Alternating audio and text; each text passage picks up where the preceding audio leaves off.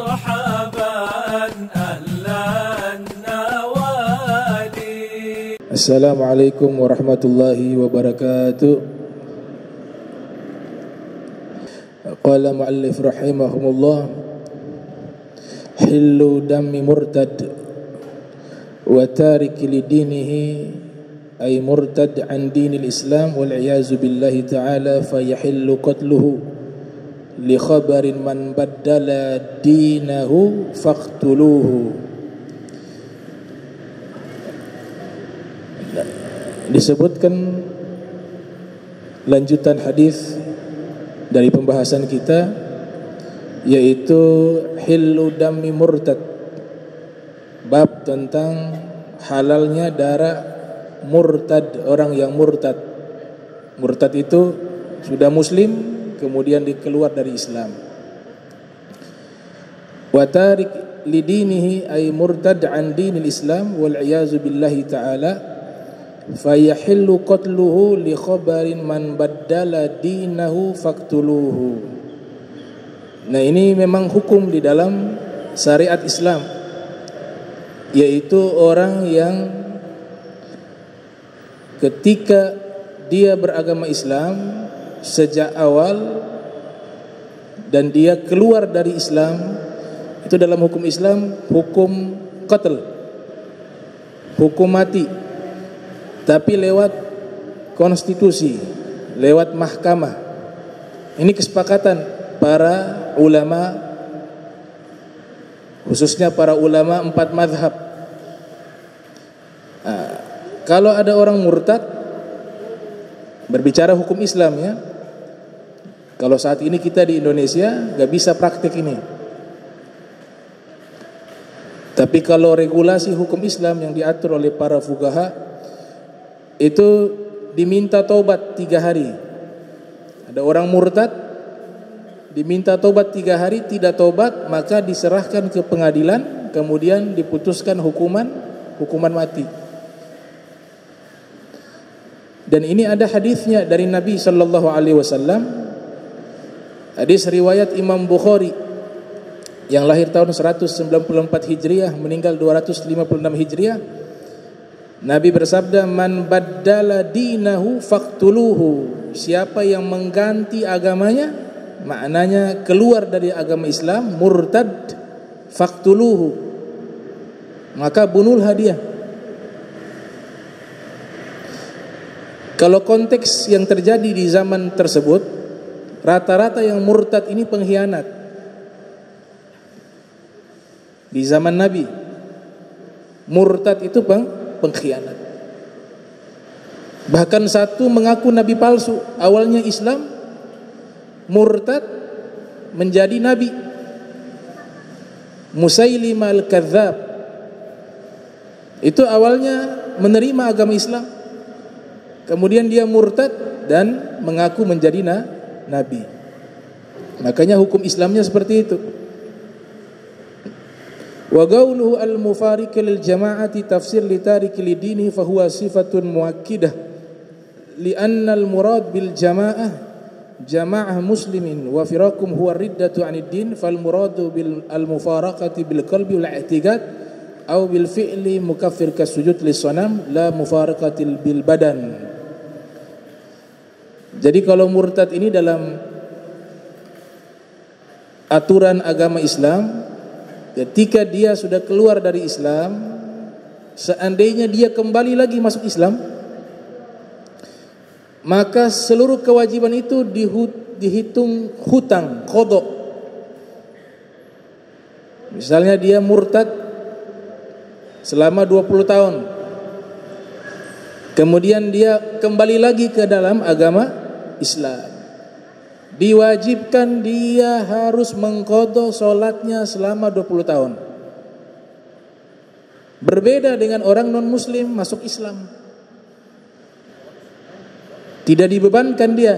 Bahkan orang yang baru masuk Islam, non-muslim, itu dikatakan kal walad yulad, seperti anak yang baru lahir,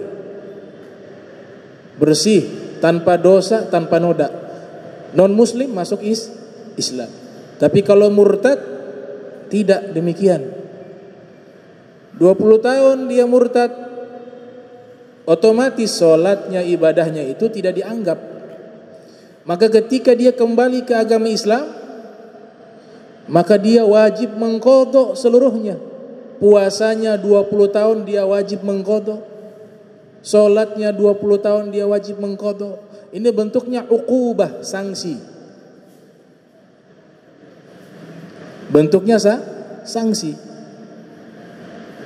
Makanya Nabi katakan ini hukumnya berat. Kemudian yang berikutnya, wa'alam anna minal mukaffirat. Ini pembahasan sangat penting sekali. Al-muallif, musannif, pengarang kitab ini mengatakan di antara hal-hal yang menyebabkan kita keluar dari agama Islam. Kita sudah Islam, tapi karena melakukan beberapa dosa tertentu bisa menyebabkan kita keluar dari Islam. Maka ini penting sekali. Ini penting sekali. Yang pertama disebutkan, ini hanya ringkasan. Kalau mau lihat lebih jauh lagi secara spesifik, hal-hal yang membuat seorang muslim bisa keluar dari agama Islam, itu lihat kitabnya Ibnu Hajar Al-Haytami yang lahir tahun 909 Hijriah, meninggal 973 Hijriah, berjudul Al-I'lam Biqawati'il Islam. Jadi kitab tersebut Al-Imam Ibnu Hajar Al-Haytami sengaja menyusun untuk menunjukkan kepada kita ada beberapa perbuatan, beberapa dosa yang bisa menyebabkan kita keluar dari agama Islam. Itu lengkap, walaupun satu jilid tapi sudah termasuk kitab yang cukup lengkap. Nah, di antaranya adalah ta'ammud ilqa'il mushafi fi qadhurah. Sengaja membuang Al-Qur'an di kotoran. Membuang Al-Quran di sampah. Niat ihtikar, ya. Niat merendahkan Al-Quran, kafir. Ini pernyataan para ulama, dan juga dalam kitab Al-I'lam juga menyatakan demikian. Karena Al-Quran ini kalamullah, kitab suci. Dia niat merendahkan, menginjak-injakkah itu, dibuang di tempat sampah. Dengan niat merendahkan Al-Quran, dia seorang muslim, maka dia pada waktu itu sudah keluar dari Islam, harus bertobat dan harus kembali syahadah. Bertobat dulu.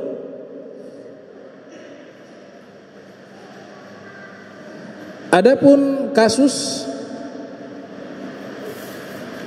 Al-Qur'annya rusak,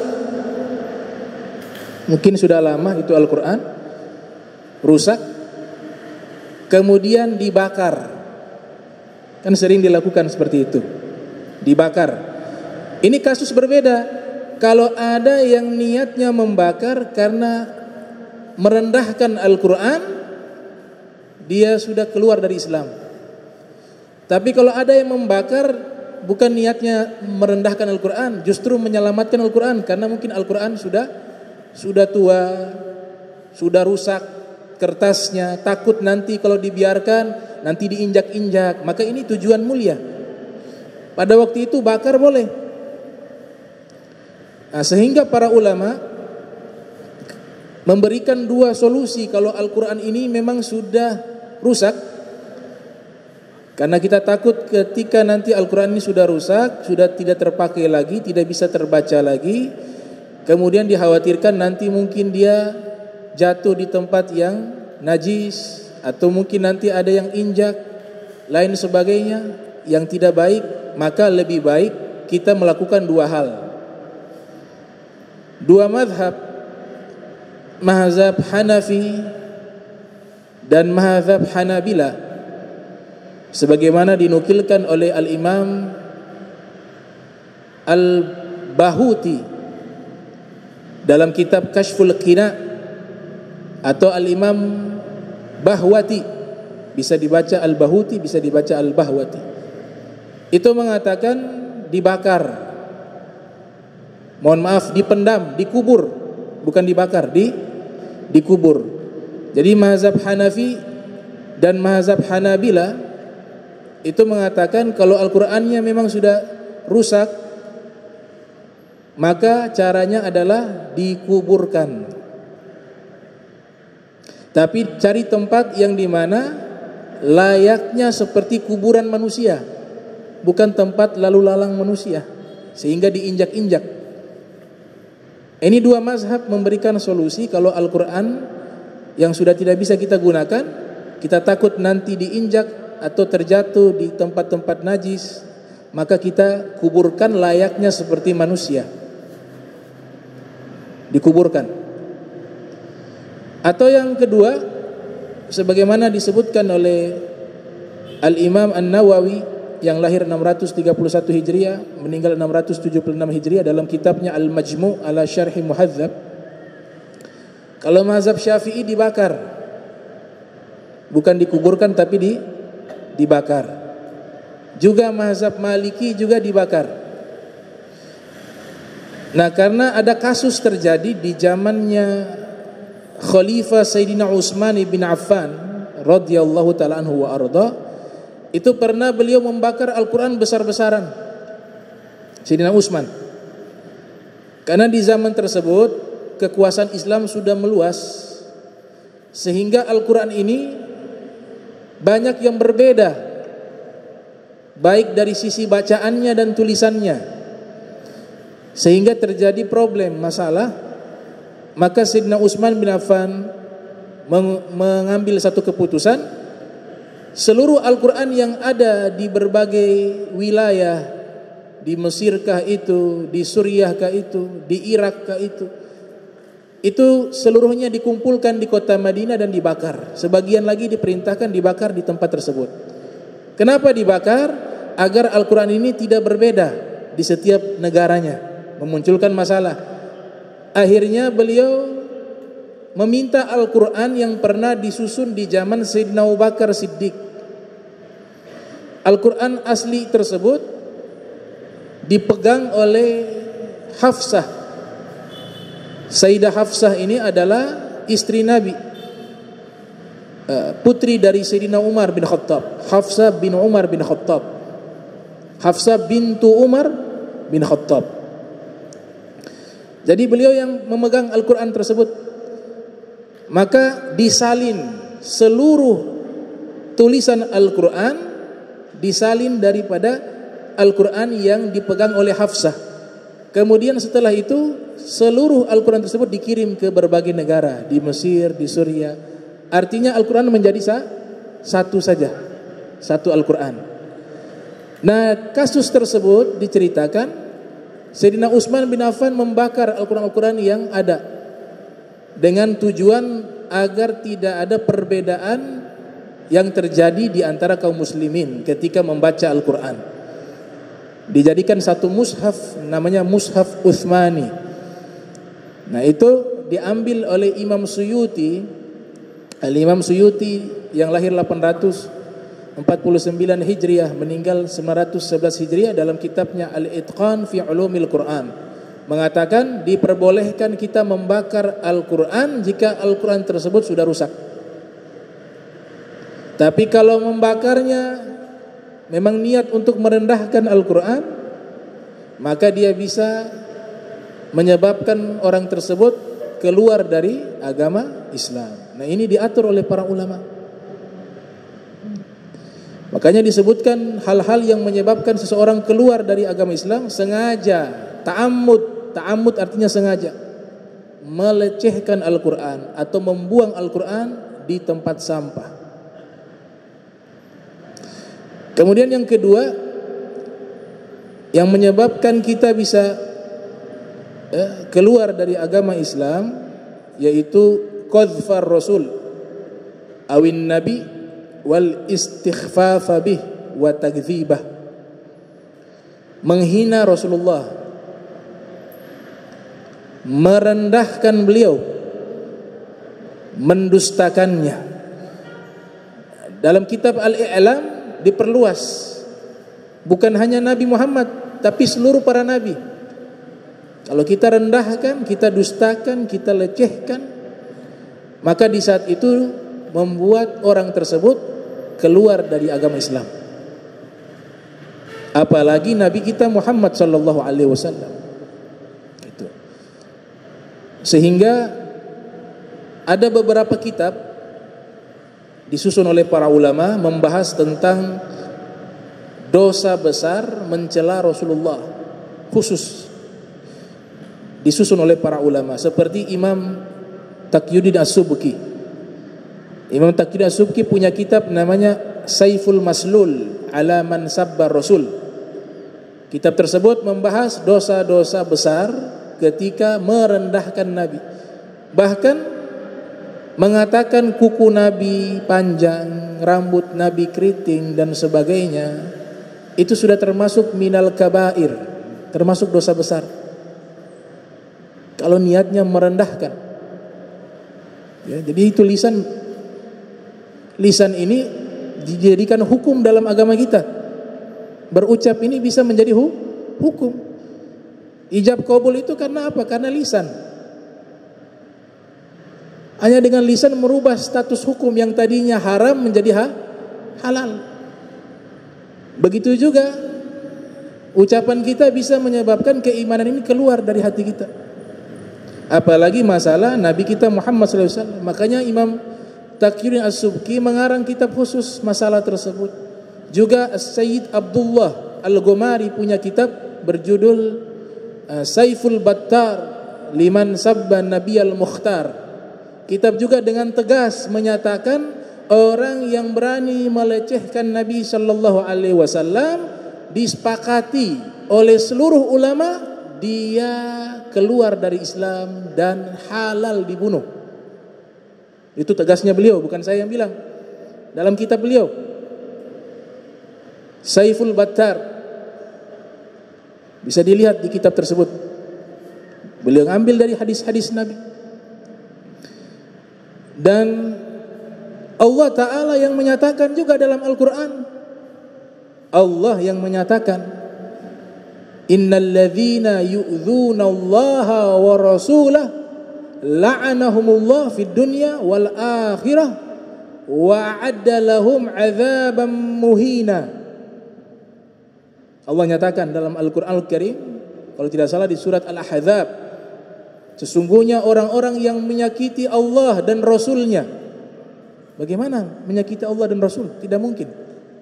Menyakiti Allah tidak mungkin. Makna di sini sebagaimana yang ditafsirkan oleh Sayyid Abdullah Al-Ghumari dalam kitabnya Sabilu Taufik dan dalam kitabnya Saiful Battar, beliau menyatakan maknanya adalah kita menuduh Allah dengan tuduhan-tuduhan yang merendahkan Allah. Itu maknanya. Kemudian menyakiti Rasulullah, sab, mencela, menghinakan, merendahkan, itu menyakiti Rasulullah. Kalau menyakiti Rasulullah, menyakiti Allah. Apa jawaban Allah? La'anahumullah, Allah laknat mereka. Fid dunya wal akhirah. Bukan hanya di dunia tapi di akhirat. Dilaknat di dunia dan di akhirat. Wa a'adda lahum 'adzaban muhina. Allah siapkan bagi mereka azab yang menghinakan. Jadi Allah sendiri yang mengancam. Ya. Allah yang mengancam, merendahkan Nabi, dosa besar. Kemudian dikatakan ada di surat Al-Hujurat, Allah mendidik kita beradab kepada Nabi kita Muhammad SAW. Bahkan para sahabat dididik demikian. Turun ayat-ayat wahyu dari Allah Ta'ala khusus mengajarkan kepada para sahabat Nabi bagaimana beradab di hadapan Nabi Muhammad SAW. Ya ayyuhalladzina amanu la tarfa'u aswatakum fawqa sautin nabi wa la tajharu lahu bil qawli kajahri ba'dikum li ba'din an tahbata a'malukum wa antum la tash'urun. Wahai orang-orang beriman, jangan kalian mengangkat suara kalian lebih tinggi di atas suara Nabi. Bisa bayangkan mengangkat suara dilarang di hadapan Nabi sallallahu alaihi wasallam. Kalau kita tarik ke masa sekarang, kalau dibacakan hadis, diam. Kalau kita tarik di masa sekarang, kalau kita ada yang membacakan hadis, mengajarkan hadis, menyebutkan hadis Nabi, kemudian dia bersuara, dia bercerita, maka dia masuk di ayat ini. Jangan tinggikan suara kalian di atas suara Nabi Muhammad. Wala tajharu lahu bil qauli ka jahri ba'dikum li ba'din, dan jangan mengeraskan suara di hadapannya. Mengangkat suara tidak bisa, mengeraskan suara tidak bisa. Sehingga diriwayatkan ketika ayat ini turun, para sahabat Nabi, para ahlul bait Nabi, mereka ketika berbicara dengan Nabi itu seperti orang yang sedang berbisik. Kenapa? Mereka takut masuk ke ayat ini. Apa konsekuensinya? Kalau kita bersuara lebih tinggi dari suara Nabi dan lebih keras kita berbicara di hadapan Nabi, antahbata a'malukum, amal ibadah kalian semuanya terhapus. Amal ibadah, sholat, puasa, zakat, haji, sedekah, semuanya terhapus karena tidak beradab kepada Nabi Muhammad sallallahu alaihi wasallam. Ini langsung pendidikan dari Allah Subhanahu wa taala. Antahbata a'malukum wa antum la tash'urun. Ada di surat An-Nur, Allah juga mendidik kita, khususnya para duat, para dai, para penceramah, para guru, para ustad. Apa kata Allah Ta'ala di surat An-Nur? La taj'alu du'a rasuli bainakum kaddu'ai ba'dikum ba'dha. Jangan kalian manggil Nabi dengan nama. La taj'alu du'a rasul, jangan kalian memanggil Rasulullah bainakum, di antara kalian, kaddu'ai ba'dikum li ba'di, sama seperti kalian memanggil orang lain. Beda. Ini ngajar agama, ngajar hadis, panggil Muhammad, Muhammad. Minta dalil, ini dalil dari Allah, Al-Quran. Apa kata Ibnu Abbas ketika menafsirkan ayat ini? La taqulu Muhammad walakin qulu Rasulullah. Maksud ayat tersebut, jangan pernah berani mengatakan Muhammad, panggillah dengan gelar beliau Rasulullah sallallahu alaihi wasallam.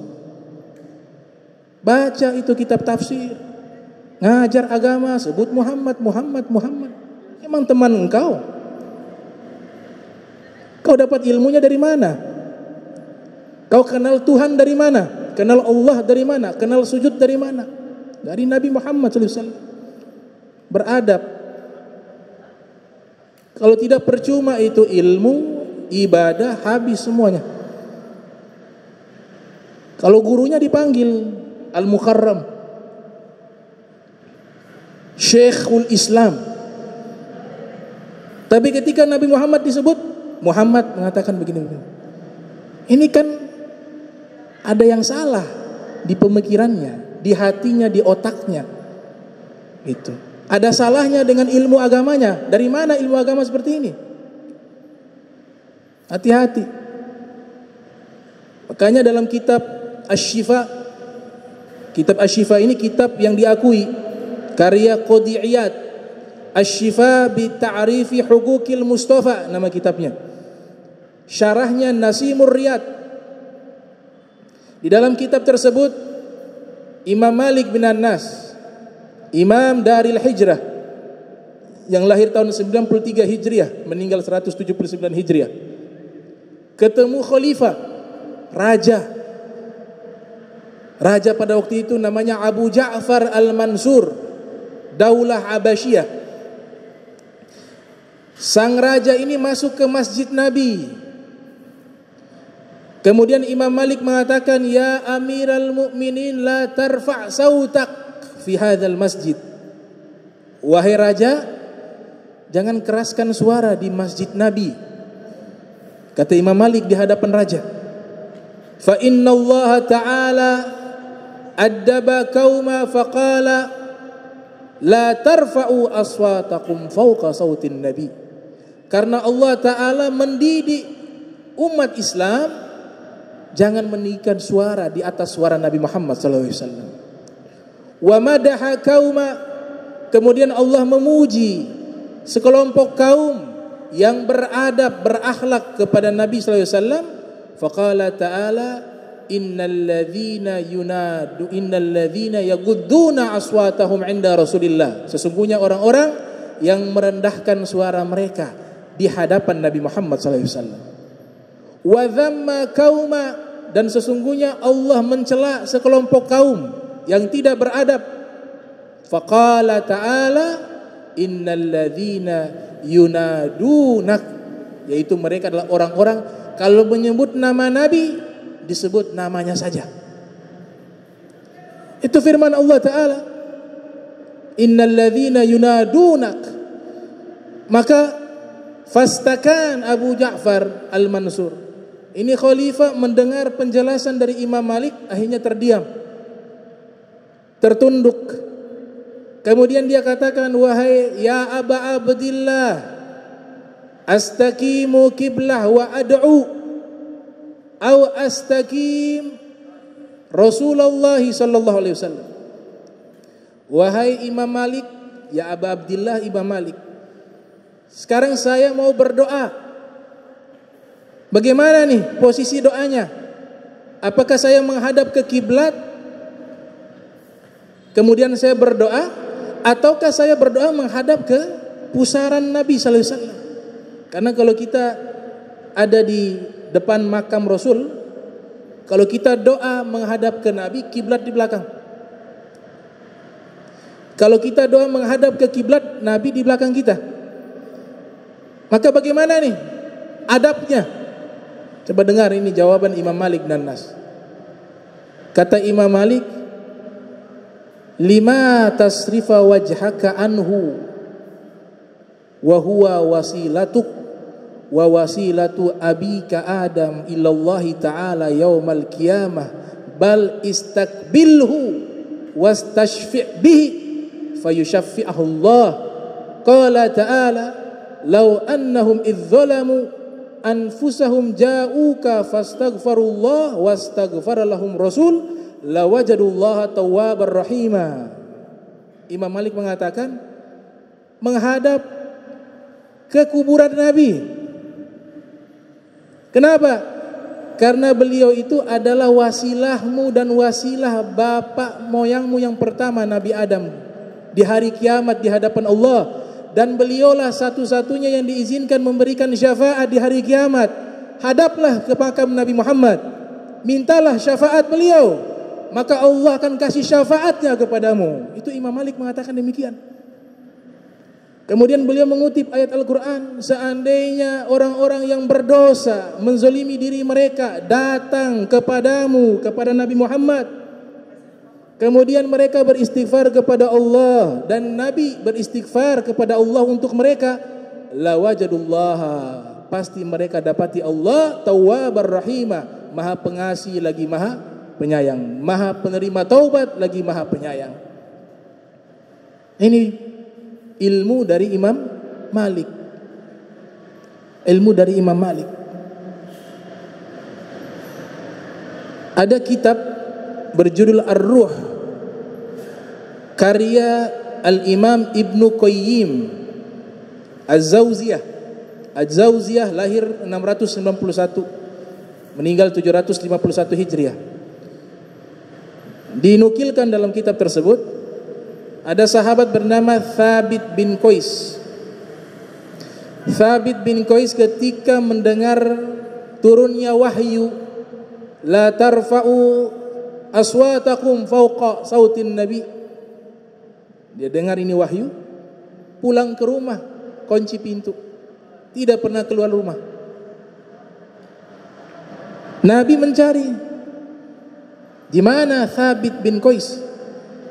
Coba utusan pergilah ke rumah Thabit, tanya kabarnya, kenapa dia tidak pernah muncul. Maka utusan itu datang ke rumah Thabit bin Qais. Kemudian ketika sampai ke rumah Thabit bin Qais, Dibukakan pintu, kemudian disampaikan Nabi memberikan salam kepadamu. Kenapa engkau tidak pernah keluar rumah? Apa yang terjadi? Dia katakan, saya sudah mendengar ada wahyu turun mengatakan jangan kalian tinggikan suara kalian di atas suara Nabi Muhammad. Wa ana syadidu saut wa ana rajulun syadidu sauti akhafu ayyakuna qad habita amali. Saya ini punya suara keras. Saya takut nanti kalau saya keluar rumah bertemu dengan Nabi Muhammad, tidak sengaja suara saya ini saya bicara dengan nada yang keras, amal ibadah saya terhapus. Lihat, seperti itu. Kemudian utusan ini kembali menemui Nabi Muhammad SAW mengabarkan, ya Rasulullah, Thabit bin Qais tidak keluar rumah disebabkan oleh hal ini. Diceritakan tadi. Apa kata Nabi? Lasta minhum bal ta'isu hamidah bal ta'isu bi khairin wa tamutu bi khairin. Kata Nabi, dia bukan golongan mereka. Dia hidup dengan kebaikan dan akan wafat dalam keadaan baik, kata Nabi Muhammad SAW. Maka berita ini disampaikan kepada beliau, beliau keluar rumah lega karena Nabi sudah menyatakan demikian. Kemudian turun lagi wahyu, innallaha la yuhibbul mukhtalin kulla mukhtalin fakhur. Innallaha la yuhibb kulla mukhtalin fakhur. Allah Ta'ala membenci orang yang sombong lagi congkak. Thabit masuk ke rumah, kunci pintu lagi, tidak mau keluar rumah. Nabi cari lagi, di mana itu Thabit? Mereka katakan, biasa ya Rasulullah di rumah. Ada apa lagi ini? Coba utusan datang ke rumah Thabit, tanya keadaannya. Datanglah utusan tersebut, bertemu dengan Thabit. Ditanya, wahai Thabit, Nabi mengucapkan salam kepadamu. Kemudian Nabi bertanya, bagaimana keadaanmu? Kenapa engkau tidak pernah keluar dari rumahmu? Maka Thabit mengatakan, saya takut. Saya termasuk orang yang disebutkan dalam wahyu tersebut. Karena kenapa? Inni uhibbul jamal. Saya ini suka dandan, pakai pakaian-pakaian yang indah. Wa ana uhib an asuda qaumi, dan saya selalu ingin menjadi pemimpin. Saya khawatir ini termasuk bab sombong. Saya takut. Maka berita ini disampaikan kepada Nabi Muhammad SAW. Nabi katakan, lasta minhum. Katakan kepadanya bahwa dia bukan golongan mereka. Bal ta'ishu hamida wa tuqtal zulma wa tadkhulul jannah. Akan tetapi sampaikanlah kepadanya bahwa dia akan hidup mulia, wa tuqtal syahida, dan nanti terbunuh dalam keadaan syahid, wa tadkhulul jannah, dan akan masuk ke dalam surganya Allah Subhanahu wa taala. Ternyata yang Nabi sampaikan benar terjadi. Ketika Ghazwatul Yamamah, peperangan namanya Ghazwatul Yamamah di masa Sayyidina Abu Bakar Siddiq, itu beliau Thabit berangkat dengan Khalid ibn Walid dengan pasukan menuju ke Yamamah, berperang dengan nabi palsu Musailamah al-Kadzab. Dan ternyata beliau terbunuh syahid dalam peperangan tersebut. Qutila Thabit bin Qais yaumal Yamamah syahida, terbunuh dalam peperangan tersebut dalam keadaan syahid. Nah, ini ilustrasi begitu pentingnya akhlak dan adab, terlebih khusus kepada Nabi kita Muhammad sallallahu alaihi wasallam. Kemudian dikatakan lagi, dosa-dosa yang menyebabkan seseorang itu keluar daripada Islam, yaitu melecehkan Allah, melecehkan para rasul, dan ragu terhadap apa yang dibawa oleh Nabi. ragu adanya surga, neraka dan seterusnya. Nah, ini bisa menyebabkan seseorang itu bisa keluar dari agama Islam. Makanya ini sangat penting, mudah-mudahan kita dipanjangkan umur, bisa bertemu lagi di hari Jumat sehingga kita lanjutkan pembahasan yang penting ini. Mudah-mudahan Allah Ta'ala ampunkan dosa kita. Allahumma jam'ana hadza jam'an marhuma wa tafarraqana min ba'di tafarraqa ma'suma wa la taj'al minna wa la minna syaqiyya wa la mahruma. Allahumma nadzih qulubana an ta'alluqi biman dunak waj'alna min qaumin tuhibbuhum wa yuhibbunak. Subhanaka bihamdika asyhadu an la ilaha illa anta astaghfiruka wa atubu ilaik. Wa sallallahu alaihi wasallam Muhammadin wa ala alihi wa sahbihi wa barak wa sallam walhamdulillahirabbil alamin wa lakum minkum wassalamu alaikum warahmatullahi wabarakatuh.